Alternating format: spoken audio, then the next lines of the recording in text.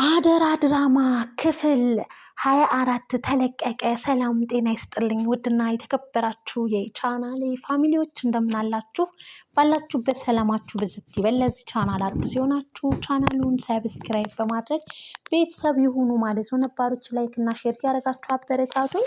አደራ ድራማ በባለፈው ክፍል እንዳየነውና እንደተመለከትነው በኃይሉና ሳሚ ተፋጠው ነበር። ቃልም ራሷን ስታ ነበር እንግዲህ የተመለከትነው ማለት ነው። በዛሬው ክፍልስ እንግዲህ ምን አለ የሚለውን ደግሞ አብረን የምናይ ይሆናል።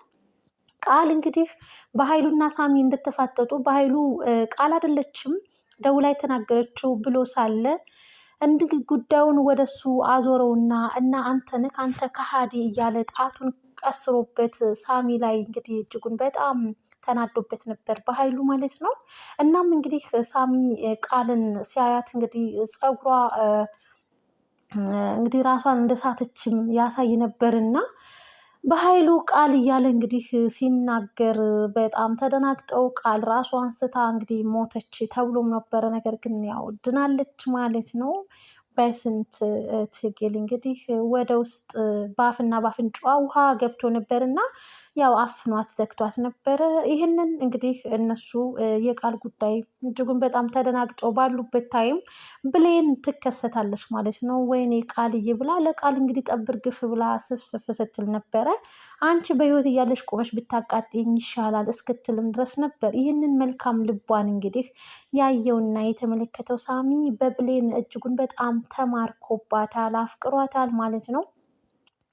በኃይሉን እንግዲህ ፍጥጥ አለችበት። አንተ ነክ እንዴ እንደዚህ ያደረጋችኋት እናንተ ናችሁ እንዴ አልለቃችሁም በማለትም ያንን ድብቅ ሚስጥራቸውንም እንግዲህ ከእናንተም አልፎ በአደባባይ ለህግም አደርሰዋለሁ ብላ ዝታባቸዋለች ብሌን ማለት ነው።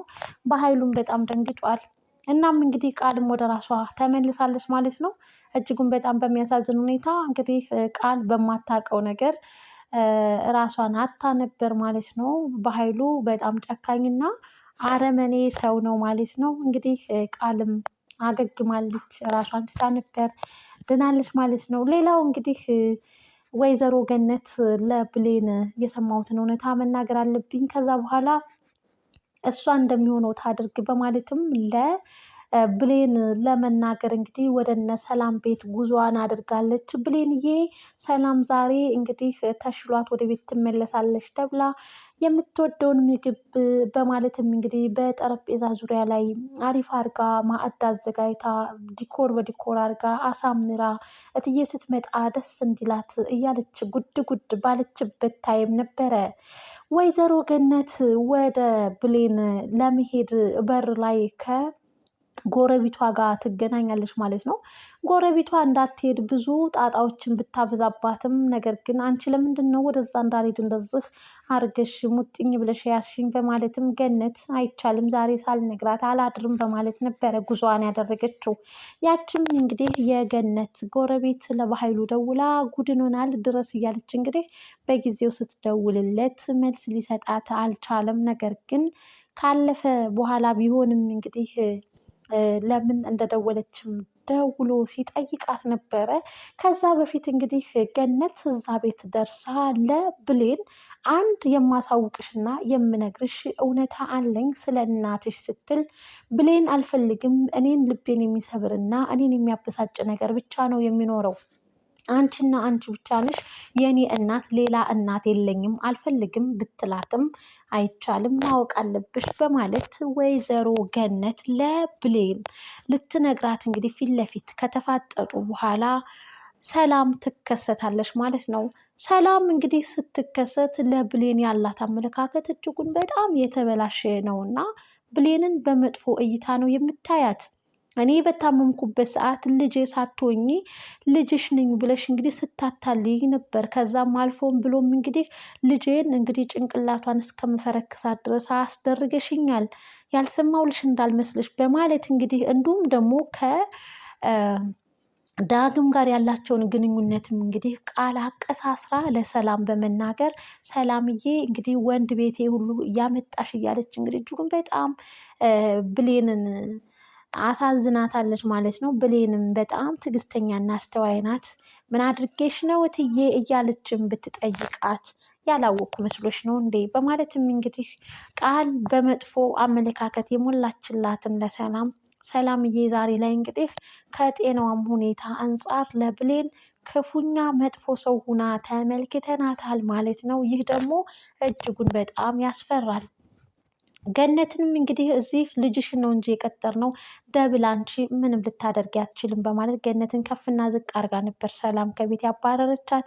ገነት እጅጉን በጣም ሰላም ለብሌን እና ለገነት ያደረገችውን ንግግር እጅጉን በጣም ተናዳ እዛ ቤትማ እኔ ድሃ ስለሆንኩኝ ምንም ስለሌለኝ ነው አደለ ልጄማ በእንደዛ እይታና በእንደዛ አይነት ንግግር እዛ ቤት መቀጠል አትችልም እያለች ቤቷ ከተመለሰች በኋላ ብዙ እንግዲህ ከራሷ ጋር ንግግር ባደረገችበት ታይም እናም በሌላ በኩል እንግዲህ የገነት ጎረቤትና በኃይሉ ይደዋወላሉ።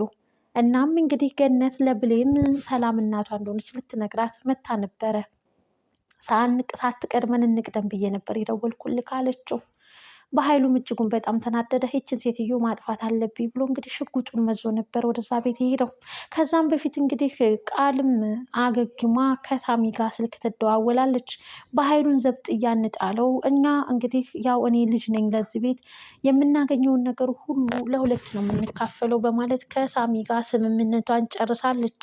ይህንን የተጠራጠረውና ያየው የተመለከተው በኃይሉም እናንተ ሳትቀድሙኝ መቅደም አለብኝ ብሎ እንግዲህ ሳሚና ቃል እያሴሩበት እንደሆነ ነቅቶባቸዋል ማለት ነው። በኃይሉም እንግዲህ ገነት ጋር ሂዶ ሽጉጡን ደቅኖ ሊተኩስባት ነፍስ ውጪ ነፍስ ግቢ እየተጨነቀች ያለች ነፍስ እንግዲህ ማን ያድናት ይሆን ስንልም ነበር እኛ ተመልካቾች። በጣም በሚገርምና በሚያሳዝን ሁኔታ ሳሚና ቃል ስራቸውን ጀምረዋል። እናም እንግዲህ በወንጀል ስራ ተጠርጣሪ በመባል እንግዲህ ፖሊሶች ጋማውን ያዝ አድርገውታል። የገነትን ቤት በኃይለኛ በማንኳኳት እናም በእጁ አቀባብሎ እሷን ለመግደል ገነትን ሲያስጨንቃት የነበረው በኃይሉ ሽጉጡን ወደ አንድ በኩል ደበቅ ያደርግና በሩን ይከፍታል። በሩም ሲከፍት እንግዲህ አቶ በኃይሉ በወንጀል ስራ ተጠርጣሪ ነህና ለህግ ትቀርባለህ በማለትም ተፋጠው ተመልክተናቸዋል ማለት ነው። እናም እንግዲህ ይህንን ነገር ደግሞ ሊያደርጉ የሚችሉት ቃልና ሳሚ ናቸው። ሌላ ከነሱ ውጭ እንግዲህ የበኃይሉን ዘብጥያ የሚያስወርድ የወንጀል ስራዎች እንግዲህ እንዳሉት ማንም አያውቅም። እናም እንግዲህ ብሌን ሳሚና ቃል እንግዲህ በኃይሉ ላይ ያላቸውን ዘብጥያ ለማውረድ እሱን ያው ስራቸውን ጀምረዋል ማለት ነው። ከዛስ በኋላ ምን ይፈጠራል ምን ይከሰታል የሚለውን ደግሞ በቀጣይ ክፍል አብረን የምናይ ይሆናል ማለት ነው።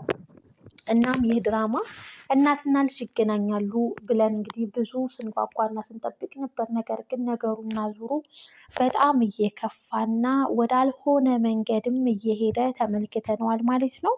የገነት ጎረቤት እንግዲህ በኃይሉን አግዛ እንደዛ ማድረጓ ጥሩ ልክ ስራ አይደለም የሰራችው።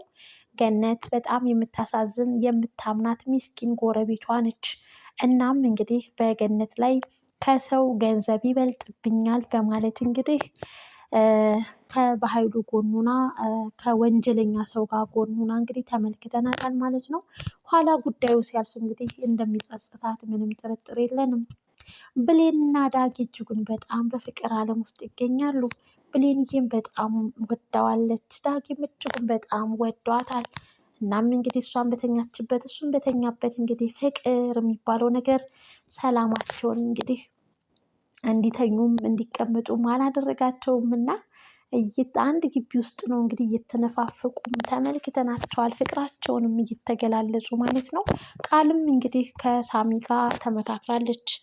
ዳጊንና ብሌንን አለያያቸው፣ እኔ የብሌን መሆን እፈልጋለሁ፣ ብሌንን የኔ እንድትሆን እፈልጋለሁ በማለት እንግዲህ ሳሚ ተናግሯል ማለት ነው። እሷም እንግዲህ በኃይሉን አግዝሻለሁ ስላላት እሺ ብላለች። በእርግጥ ደግሞ ቅናት ቢጤም አድሮባታል ማለት ነው። ቃል እኔ ከብሌን በምን አንሳለው የሚል ጥያቄም ፈጥሮባታል።